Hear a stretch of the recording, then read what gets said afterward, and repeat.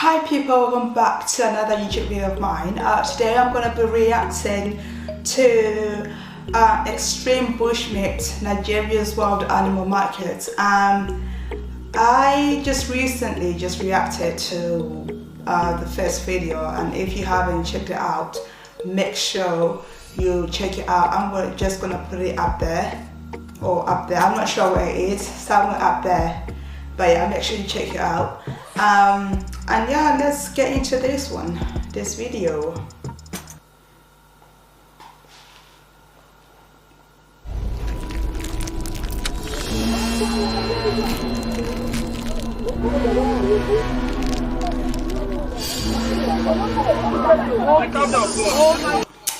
I want to say, if you're sensitive, I'm sorry, but yeah. Jesus! Oh, I don't.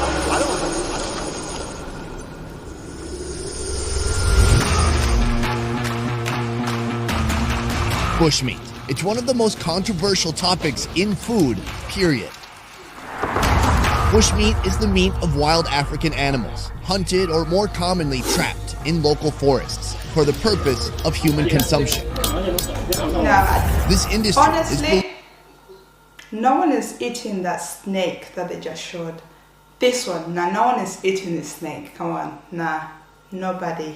Trapped in local forests for the purpose of human consumption.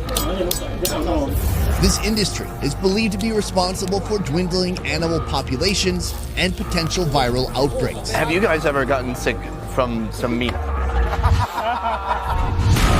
Today, I'm going to a Nigerian bushmeat market just a few hours outside of Lagos City. What kind of bushmeat animals do you have here? Everything. I want to know how it works. Have you ever had snake? No. And why, amidst all potential repercussions, it still goes on today. My intention is not to judge or condemn, but to understand. Are there any animals that are restricted by the government? To walk and eat among the local people and learn about Africa's most infamous food industry. This is bushmeat in Nigeria.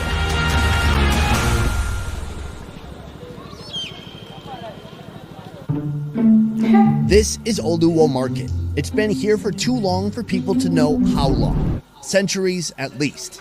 Open for business from early morning to dusk. I expected the vibe here to match that of a hacky Vice expose with dark, ominous music. But it's not like that at all. The mood here is almost festive, bustling with energy, and everyone from traders to customers appear to have a smile on their face. There are snails, a broad selection of seafood, and if you walk far enough... Nah, there's something about snails, like, I don't know, I don't think like I would even like to try snails. But even if like I do try like a snail, I feel like my body would just like reject it. You'll find trading stalls for one of West Africa's biggest wild game industries. But before that, a quick starter course with Miss World Africa, Nyakachi. First of all, Nikashi, this market has everything. Literally everything. Like? What are the actual names of these? Maggots, yes, maggots. Oh. The thing is, maggots. Maggots. How are they? Because I know how maggots, like, you know, the cycle of like breeding maggots sometimes. I know how that happens, like where they, maybe these ones are soil ones, I don't know. Okay, I do not know what I'm talking about. Okay, let me just watch the video. That's super appetizing. So I see you have two different kinds of maggots here. What kind of tree do these come from? Oh, okay, so these are the same thing like I would find in Southeast Asia. I've had this in Vietnam before. How you doing, man? Although these seem to be a little bit bigger. These are like roided up. These hit the weight room. The worms are dressed up with salt, pepper, onion, and crawfish seasoning. Boiled, then roasted. Okay, I'm gonna give it a smell first, a little sniff test. I like it. Yeah, this is. Oh, I got a little too close there. Oh, sorry. I thought it was cocaine. Cheers.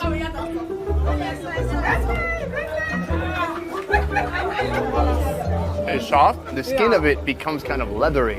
It tastes like it's been soaking in chili oil. Can I have that one? Thank you. You like this one? I love it. Cool. Do the maggot dance.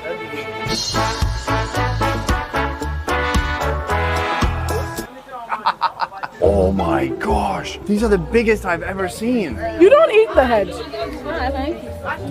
Let's just go for it.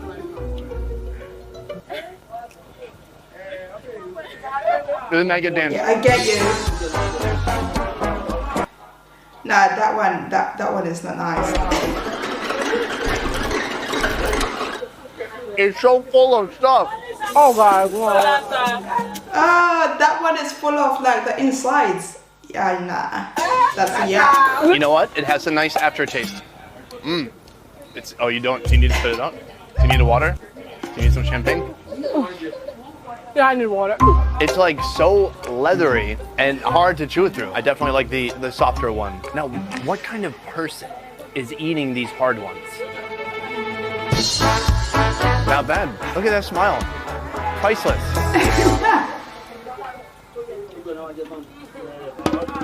As we make our way into the market, the smell of burning animal flesh and singed fur wrap around us, sticking to our clothes and clinging to our hair. What's startling to an outsider like me, and what's just another humdrum day of mundane chores for folks here, starts to slowly come into focus. Vendors, merchants, cooks, preparing the daily fresh catch. Grass cutter, snake, monitor lizard. From the look of it, they've got everything here. Here we are. Yeah. First of all, is this tea? Yes, team. Oh, I love this kind of tea. Yes. Yeah, it smells so It looks like something else. But similar to okay. beer. Meet Sunday, a stall owner, providing goods to his customers for over 25 years. He's kindly offering to give me a better glimpse of this world. So right now they're smoking some different meats, right? Yes. And there's a few different things on here. It's kind of a potpourri of rare meats. Is that the grass cutter? Grass cutter. Oh, we had a grass cutter yesterday. No, it's just like, for me, it's just like the way they're mixing everything to be together, like when they're preparing it. Nah, that's not for me. It's got like plenty of fat in there, not overly lean, so it's like sticky when you chew into it.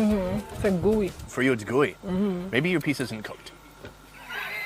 What else do you have here? Is this an arm? Monitor lizard, yes. Oh, it's a monitor lizard. Is that snake meat? Yes. Oh, have you ever had snake? No. Really? Snakes are my worst enemies. Like literally, that's the thing I'm scared of the most. I'm actually terrified. Like I feel like it's gonna go in my tummy and come back and bite But you know me. what though? After you cut it into pieces, they can't do any damage. Okay. You don't believe me? You think it might come back to Of life? course it can't bite me. Like Terminator 2, it's gonna mold back to life? This is python meat, a local favorite. I don't eat this. Are you scared of snakes? Well, I guess it's not for everyone. The snake has been chopped up into handheld pieces, then smoked over a fire until it's completely dried out. Smells like fish. Yes. All right, let's go for it.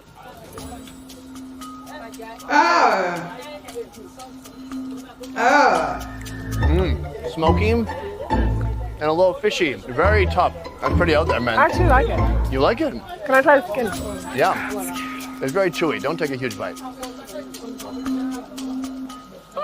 I like snake. No, personally, I wouldn't eat the skin. It's not for me. See? I've had snake many times. It's my first time in Nigeria, though. Oh, okay. Oh, is that part of Okay, the... concubine. What is it? Okay, concubine. Oh. Porcupine. What constitutes exotic meat around the world isn't exactly clear. Most would say anything outside commonly farm-raised chicken, pork, mutton, or beef. But here, they also farm-raised critters you'd never find on a New York dinner menu. So what about wild game? Is that what makes something exotic? Some prefer to eating this one than the grass cutter. Which one do you think tastes better? I would prefer the grass cutter. What is the most expensive bush meat that gets sold here? That antelope is very antelope, yes.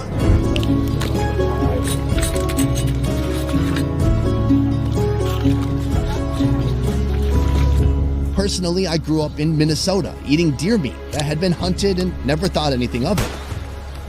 In Bali, some tribes have religious ceremonies surrounding the slaughter and consumption of porcupine. Porcupine actually very special for our religion. We offer down to our God. In parts of Indonesia, they don't have a history of agriculture, so they hunt and eat wild boar and rats. Which one is your favorite? Because he likes rats. All right, I'm starting to feel better about rats. So what is exotic, and what's just another day in Nigeria's countryside? This is the auction area for all these animals, all this bushmeat. She's got a giant monitor lizard here. Oh, geez.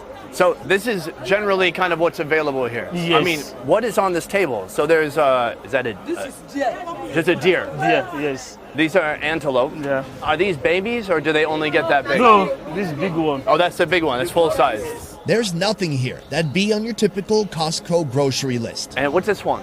Bush cat. Bush cat. Yes. For the price of about 5 cups of Starbucks coffee, you can That's a cat. That's a kitten.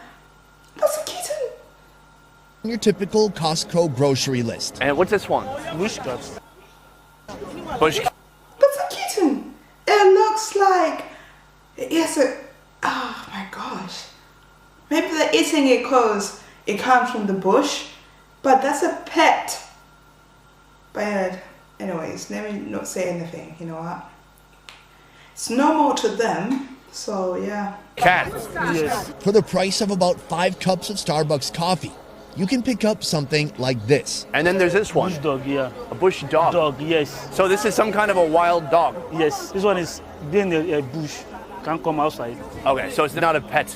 Yes. Oh, that's a crocodile. So this one's alive still? Yes. Where'd you get it?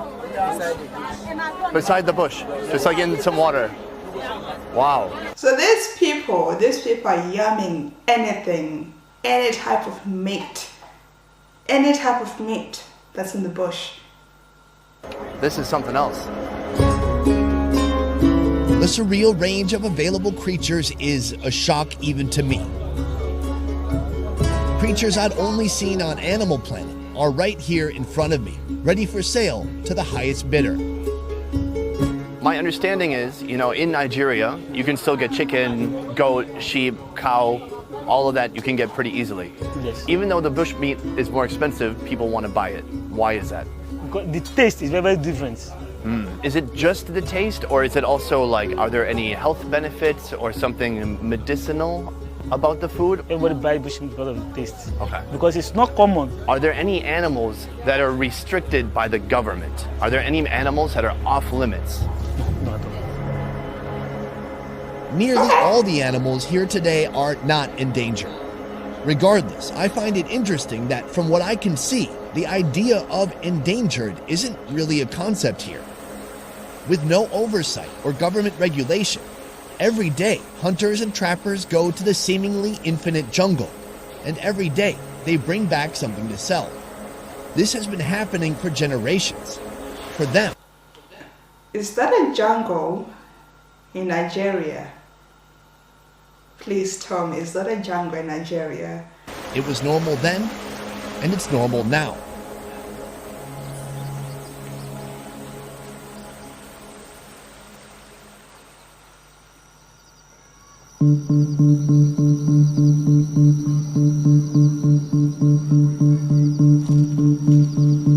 That little lizard as well can be meat,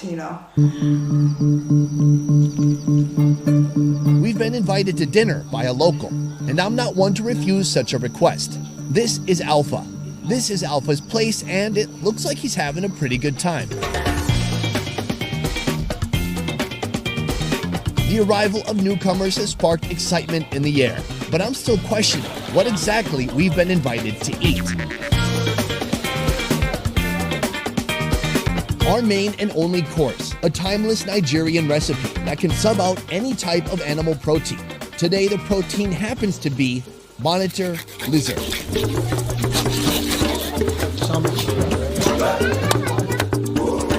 The meat is put in a well-known local mixture of palm oil, onion, a blend of chili peppers, tomato, and onion. It appears the lizard boils for some time to cook it through and soften up the meat.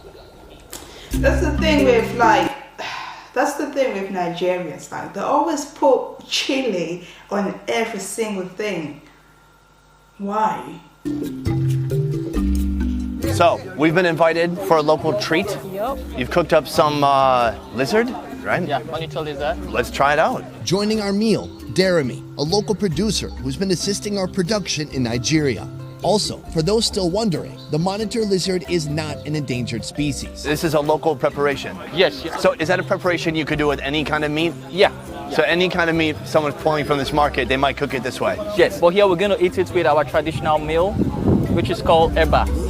This is eba, a staple food in Nigeria. It's made of dry, grated cassava that's been mixed with hot water. All right, this is our carbohydrate. Oh, it's so hot. I'm gonna give it a dip. Let's cheers. Cheers. Yeah. The sauce was really good. Fresh, spicy, and just tomatoey. Descriptions. This meat's still pretty hot. I didn't dig into that yet. Where do you think they caught this lizard? From the other side of the lake. You think they set up traps over there? Yeah, they do. Okay, so some people are real hunters. Yeah. Probably mostly it's trappers. Definitely have to be a hunter to be able to know how to set the trap and know when to check up if the trap has gotten any game or meat per se. Right. If you leave something in the trap too long, then something else gets your meal. Thank you. Yeah. What piece is this? What do I even get? Are these ribs? Can I just bite off of it? Yeah, you could. There you go. Doesn't look that hard to bite into. The skin feels a little bit like that snake from before. It's thick and kind of gelatinous, gooey. Yeah, get in there. I like it. That's pretty good. Oh. That's pretty good. It's so spicy, man. That spice just hangs out in the back of my throat. Yeah, but that's how we like our sauce in this part of Nigeria. But I love the flavor. Yeah, that's the thing. That's the thing about Nigerian food. It's just way too spicy. Way too spicy. And it's addictive. Like, you got to satisfy that spice by adding more spice. Yeah.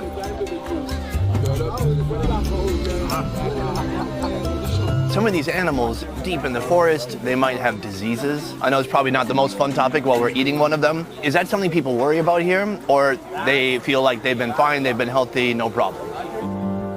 It's well known now, more than ever, that viral outbreaks can originate from bushmeat species, especially bats, pangolins, and several primates. Regardless of if the animals, if the bushmeat, the game has an illness or not, and we believe that the enzymes, the germs, the virus will not be able to stand the heat level or the temperature level at which we cook them. Some of the spices we use in Africa are medicinal. So we believe that some of those spices cure the sickness. The problem with bushmeat is outbreaks don't happen most of the time. They don't even happen some of the time, which can lull folks into a false sense of security. An interspecies leap by a virus is incredibly rare, but when it happens, the results can be catastrophic.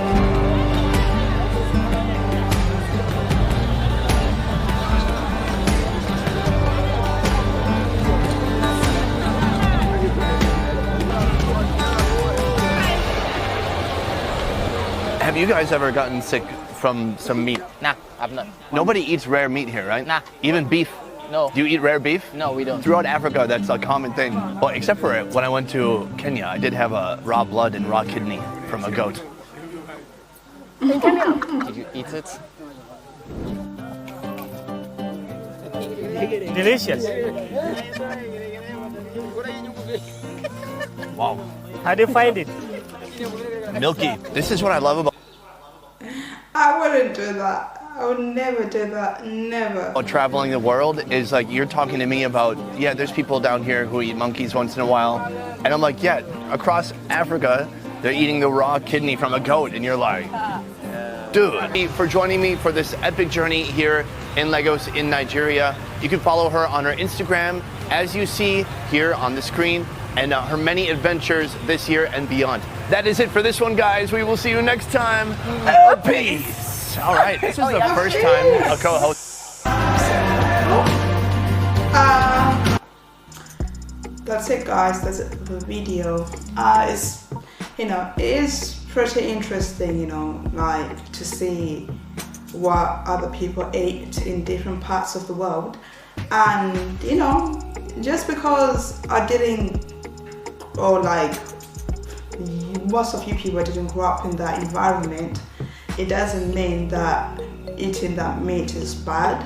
Because I'm pretty sure if you grew up in that environment, that would be a normal thing to you. Like, just, you know, eating that type of meat. But yeah, you know, it is what it is. I can't really say anything about it. But guys, I hope you like, subscribe, turn on the little notification below, and I'll see you guys on another video. Bye.